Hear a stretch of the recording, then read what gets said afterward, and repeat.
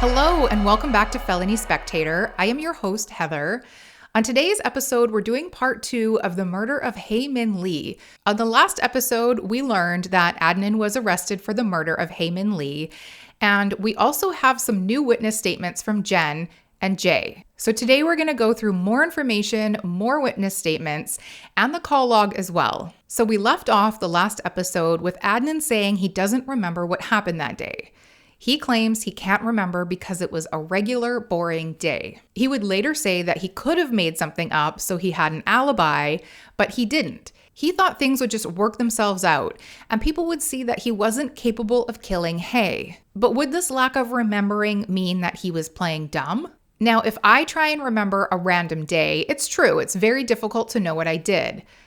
However, if someone close to me goes missing and I got a phone call from police, that to me is pretty significant.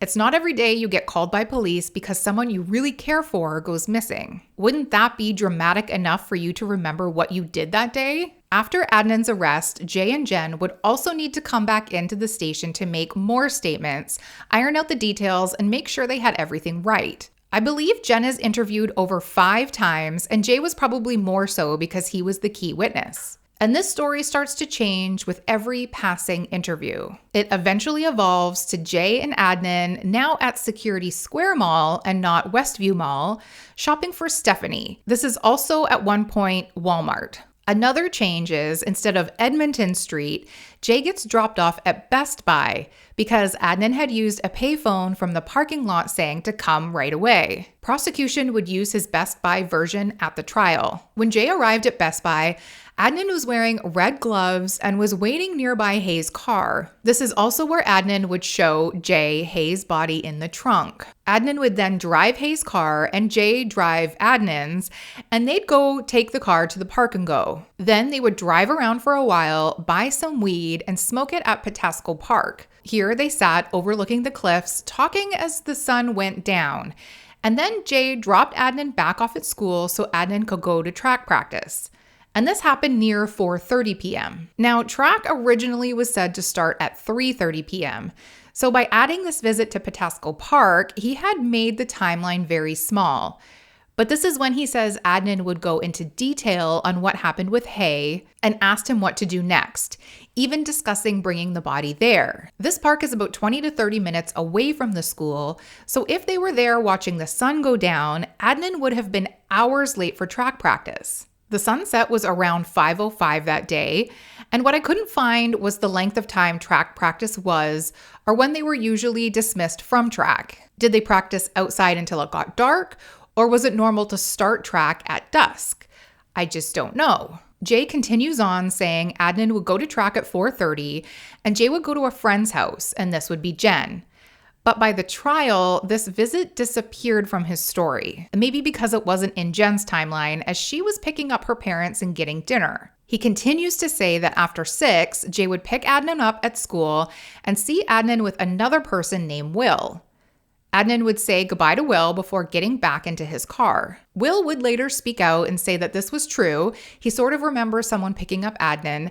However, he doesn't know who. And Adnan often got picked up. Will believed track to start closer to 4, but also can't remember if Adnan came or not. Adnan was Muslim and it was Ramadan, which meant he was fasting and couldn't actually participate in track and had permission not to do so, but still needed to show up. And perhaps this is why he's not really remembered, because he would have been just sitting on the sidelines. When the coach was questioned, he first thought that track practice started at 3:30 as well, but that would also change to 4 p.m. months later when he was on the stand. Unfortunately for Adnan, coach also couldn't recall if Adnan was there or not because he didn't take attendance. But he feels like he probably was there. With that said, if Adnan showed up at 4:30, a half an hour late, would someone remember that? I don't know. Another addition to the story also had the boys going to Christy's house to smoke weed after track instead of going to a restaurant. And this would be confirmed by Christy, but why wasn't it mentioned in the beginning? Then the part where Jay goes to Stephanie's house later in the evening also completely disappears from the story as well. During the trial, Jay also left out the part where they went to Patasko Park to smoke weed. And that part of his testimony vanished, and he would say the conversation where Adnan discusses the murder would take place in the car while driving around. And that works out better for his timeline, but Adnan's attorney, Cristina Gutierrez, doesn't really question this. And during cross-examination, she basically ignores most of the discrepancies in the timeline. Prosecution believed that Hae was killed around 2:30, as there was an incoming call to Adnan's phone at 2:36, which is assumed to be when Adnan called from Best Buy to get picked up. Even though in the original interview with Jay and Jennifer, it was closer to 3:30, and Jen said Jay left her house around 4. One thing Jay and Jen never mentioned during any of their interviews was how Adnan got in the car in the first place with Hae, and why were they at Best Buy? Best Buy was a very short trip from the school, so maybe Adnan did ask to go there. Maybe he wanted a CD, who knows? But everyone seemed to think that Hae had something important to do after school. And friends also said that Hae informed Adnan that she couldn't give him a ride after school, and nobody can place them together. We also don't know what this ride was that Adnan had originally asked for. He probably wouldn't have gone home because he had track. So was it to go pick up his car from Jay? If he planned the murder, Best Buy seems like a strange location to choose. Mid-afternoon in broad daylight. Also, if you're planning a murder, do you really want your classmates to know you got a ride with your victim? A friend of Hae's named Debbie said that sometimes Hae and Adnan would go together to the back of the school to get Hae's car, and Hae would drop him off near the front of the school. It's not said why or how often, but it was something that they did together. So maybe that's what it was. Debbie would also be the only friend that had anything negative to say about Adnan. She told police he was possessive, but she also didn't like Don, Hae's new boyfriend, either. Debbie actually thought Don originally had something to do with Hae's disappearance and sent him an email questioning him about Hae. This email apparently led to Debbie and Don having a 7-hour-long phone conversation. Strangely, Debbie doesn't remember specifically what they talked about, but she later said that she thinks that he was concerned about Hae, but he also expressed interest in her as well. Now, I don't know if we can take Debbie seriously or not. However, there is a police note saying that nobody liked Hae's new boyfriend and, quote, new boyfriend assaulted Debbie, end quote. This to me is confusing, but police did rule Don out pretty early on based on his alibi. Don figured he'd be a suspect right away because he was the boyfriend. Interesting reaction because Adnan was the opposite, thinking people would know he loved Hae and would never want her dead. Anyway, Don immediately made sure he had an alibi, and according to police, they verified that Don was at work that day. Don later appeared in an HBO documentary about Hae's disappearance, and he said that he suffers a disability now that has shortened his life expectancy drastically.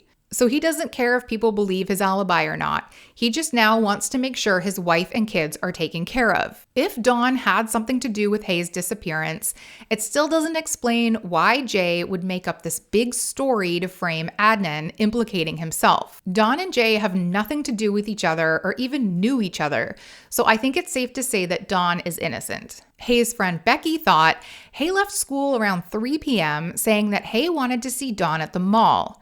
But then Becky changed that to thinking Hae left school around 2:20, right after she tells Adnan that she can't give him a ride. Now, both of those scenarios make it difficult for Hae to have been killed at Best Buy at 2:30. Becky also thought she saw Adnan at the end of the day at the counselor's office picking up a letter of recommendation around 2:45.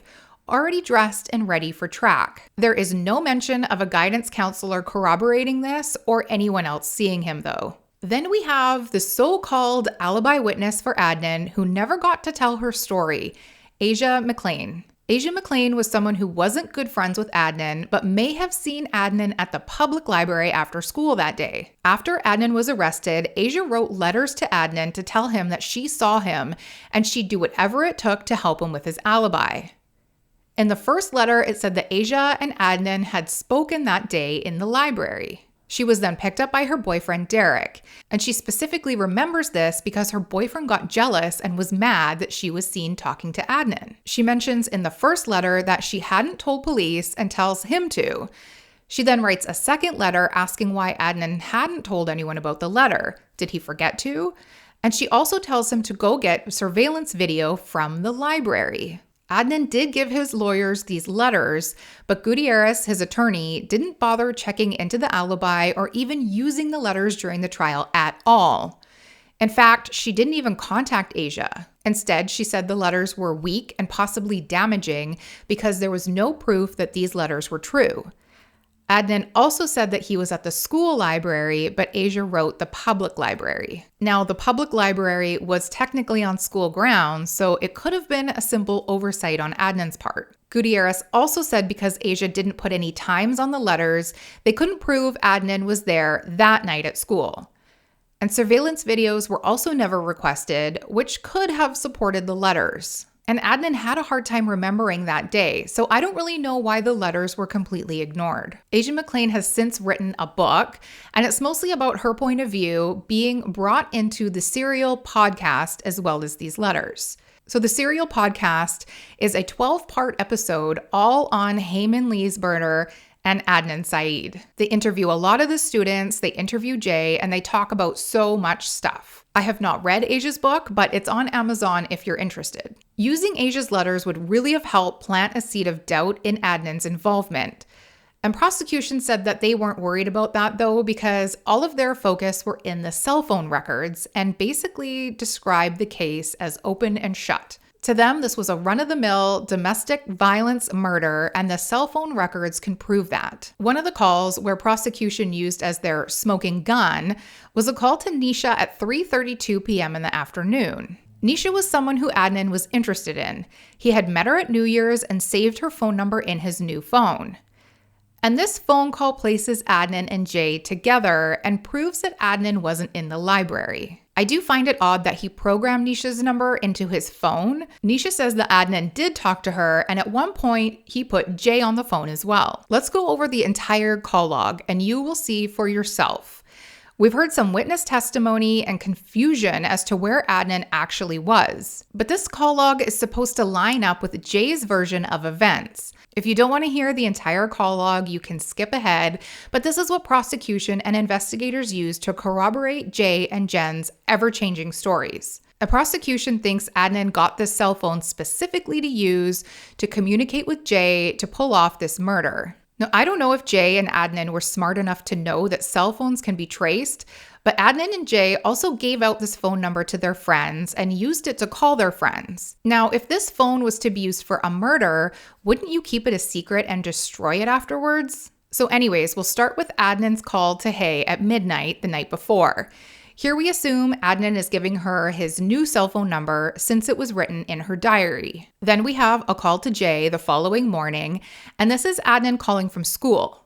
Perhaps this was to organize shopping for Stephanie. Adnan then presumably picks up Jay and they go to the mall, or Jay thinks perhaps it was Walmart, but that changes a few times. Then we have a couple calls to Jen, 12:07 and 12:41. We can assume that Jay has the phone now and Adnan is at school because Adnan thinks that he was dropped off around 11:30, 12. In Jay's first interview, he went from the school and immediately to Jen's to hang out.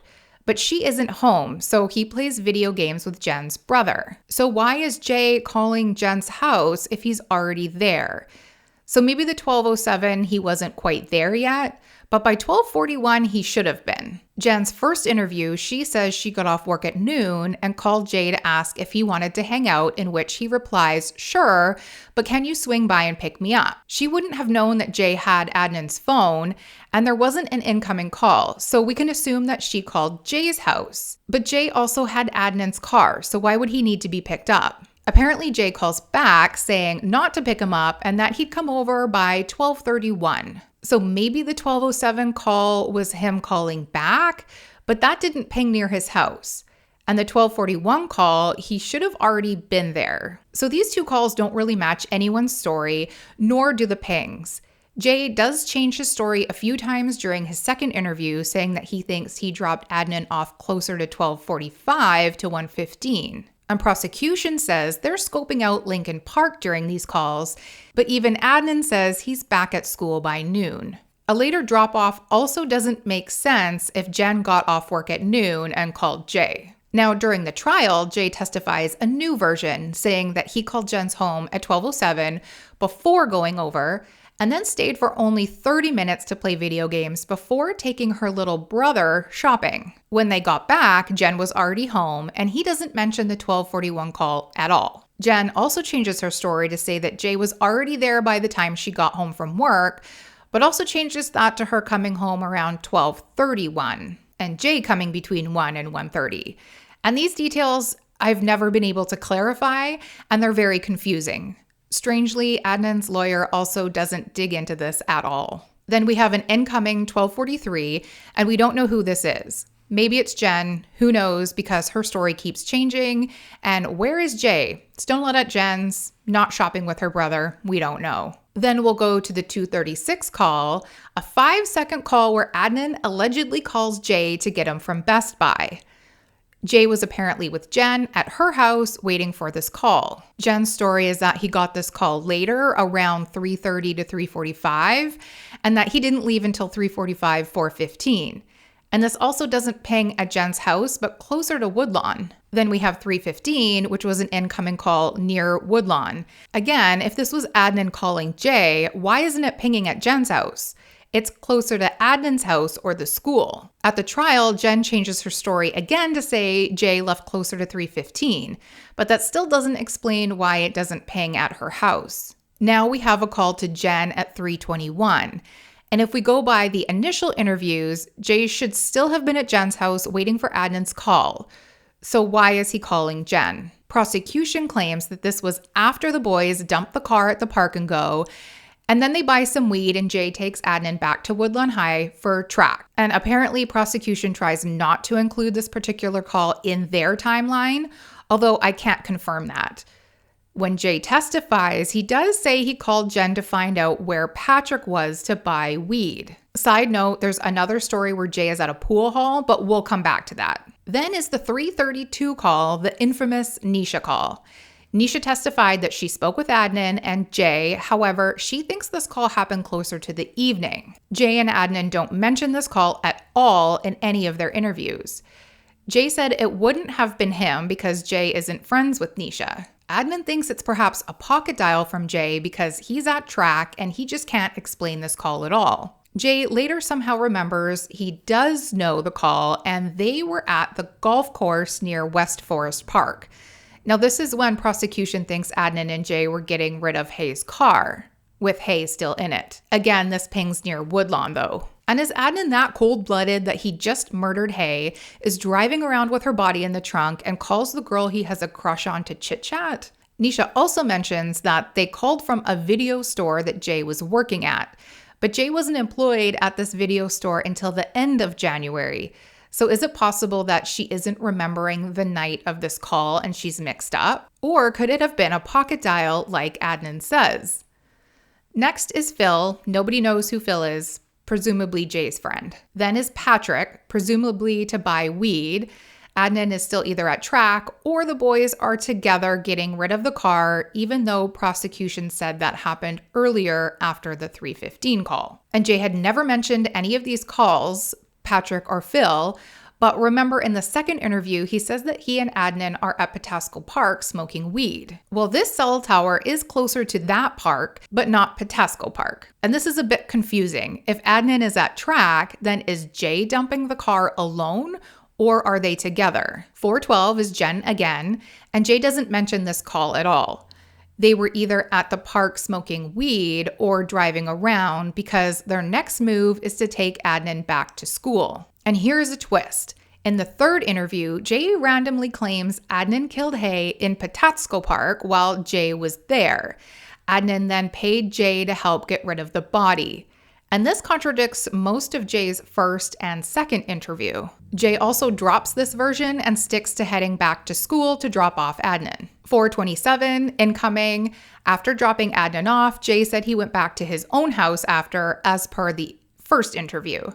In the second interview, he went to the park to smoke weed by himself and then went to Christy's house. Christy is actually Jen's friend, and Christy cannot corroborate this.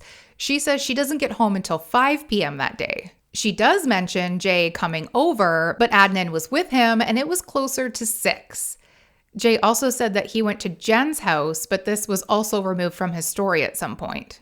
4:58 call, we don't know who this is, possibly Adnan asking Jay to get him from track. 5:14, incoming, a person left a voicemail. This wasn't checked until the next day. 5:38, a call to Krista, not Christy, who we just talked about. This Krista is one of Adnan's friends, not Jay's friend. So it would make sense that track is over and Adnan is picked up and called her. But Jay claims he didn't get Adnan until 6 p.m. It's only 2 seconds, so maybe it was an accident by Jay or Adnan has his phone back. 6:07, this call is from Hae's brother looking for Hae. Adnan definitely has his phone back now, and most likely Jay and Adnan are at Christie's or on their way to Christie's. Christy lives with her boyfriend Jeff, and Christy is best friends with Jen. Christy found this entire visit strange because she was Jen's friend. She never hung out with Jay without her. She remembers the boys were also very high. Adnan was basically sinking into the pillows and doesn't say a word to her while he was there. 6:09, incoming, we don't know for sure, but possibly Aisha, one of Hae's friends, telling Adnan that Hae is missing and the police are calling all the friends. Christy remembers Adnan saying, "What if they come talk to me? What should I say? What should I do?" And he seemed a little agitated. And was he agitated because of guilt or just being paranoid because he was really high? He then asked Christy, "How do I get rid of a high?" 6:24, the police call. Officer Adcock testified that Adnan told him he'd asked Hae for a ride, but was held up at school and missed it. And this corroborated Becky's version, saying that she saw Hae at 2:20 and heard Hae say, "I can't give you a ride," in which Adnan says, "Okay, I'll just ask someone else." Adnan also confirms this call being the police because he was high as a kite and he'll never forget that. According to Christy's testimony, Adnan immediately gets up and walks out of the house. Jay, in one of his interviews, says that the police call came while they were driving, and it's when Adnan turns to him and says, "You have to help me, let's go get shovels." Christy did mention that the boys sat in the car for a bit before leaving, and she was watching them out the window and wondered why they weren't driving away. So maybe this discussion was actually taking place. 6:59, Yasser, a friend of Adnan. Yasser has never been questioned for some reason as to what this call was, and this call also pings near Adnan's home or the school. We don't know why he called Yasser, but it was 27 seconds, perhaps saying that he'll see him later at mosque, or perhaps saying he was missing mosque. Jay claims after the police phone call, they drove to Jay's to get shovels. Then they go to the park and ride for Hae's car. Then Jay goes to McDonald's by the school to wait for Adnan with his car. They drive all over before finally going to Lincoln Park to bury Hae. And according to the Serial podcast, they timed this out and it took well over 1 hour and 20 minutes. But according to Adnan's dad, he should have been at mosque by 7:30. So all this driving around couldn't actually have happened. 7 p.m., Jen's pager. Adnan thinks that after leaving Christie's, he dropped Jay off because he had to go to mosque. So did Jay page Jen one last time? Adnan can't remember his night now. No matter how many times he's questioned, he doesn't really know, but he's pretty sure he went to mosque. It was Ramadan, and it said that he never missed a prayer, but this also apparently is a big night and the second to last day of Ramadan. So it's strange he doesn't know that he was there or not. 7:09, possibly Jen calling Jay to confirm a page. And this is where Adnan answers and says Jay will page her when he's ready. Jay claims they were digging at this time. 7:16, another incoming, possibly Jen again, possibly confirming when to pick up Jay. These two incoming calls, one at 7:09 and 7:16, both pinged on a cell tower near Lincoln Park, which is assumed to be the burial site. Jen says she was one of these calls where she was trying to get a hold of Jay. If Jay and Adnan were at the burial site digging, this is cutting it really close for Adnan to go to mosque and is squishing the timeline. They were just at Christie's at 6:30 when the police called, and they somehow would have needed to get shovels from Jay's, get Hae's car, drive to the park, unload her, carry her into the woods, and start digging all within 30 minutes. The next issue is, were they really digging? It was winter and the ground would have been frozen. A snowstorm was rolling in, and there is a lot of discussion around these two calls and the tower reliability. Now, these two towers have been decommissioned since, and there's no way to go back and verify how they actually worked or if there was glitches that night. We also can't prove the burial happened on this day due to the lividity reports and the fact there is no animal markings. It's just Jay's word, which changes a lot. Jay also said later that he thought that there was snow on the ground, but it didn't snow until the next day. 8:04 is Jen Pagers again, and this could possibly be the real page for Jay to come pick him up.